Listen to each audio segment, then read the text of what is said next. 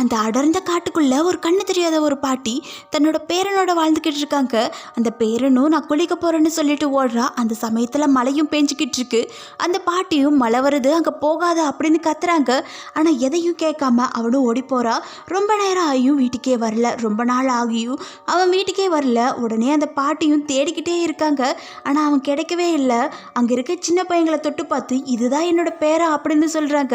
அதை பார்த்து எல்லாரும் பயந்து ஓடுறதுனால அந்த ஊர் மக்கள் எல்லாருமே நீ வீட்டை விட்டே வெளியே வரக்கூடாது அப்படின்னு சொல்லி வீட்டுக்குள்ளேயே அடைச்சி வைக்கிறாங்க. வீட்டுக்குள்ளேயே உட்காந்து அழுதுட்டு இருக்கிற சத்தத்தை வெளியிருந்து ஒரு பையன் கேட்டு வீட்டுக்குள்ளே ஓடி போய் பார்க்குறான். அந்த பாட்டி அழுதுட்டு இருக்கிறத பார்த்த உடனேயே நான் தான் உன்னோட பேரன் அப்படின்னு சொல்லி அந்த பாட்டிக்கிட்ட விளையாடுறா.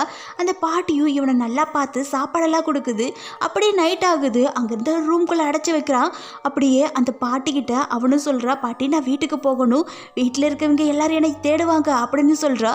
ஆனால் அந்த பாட்டி எதுவுமே கேட்காம மழை வருது, நீ வெளியே போகாத அப்படின்னு சொல்லிக்கிட்டே இருக்கும் போது தான் அவங்க வீட்டில் இருக்கிறவங்க எல்லாம் ஊர் ஃபுல்லாக தேடிக்கிட்டு இருக்காங்க. அப்போ தான் அந்த பாட்டியோட வீட்டில் போய் தேடி பார்க்கலாம் அப்படின்னு சொல்லி அந்த பாட்டியோட வீட்டில் வந்து பார்த்தா அந்த பேரை அவங்க வீட்டில் தான் இருக்கான்.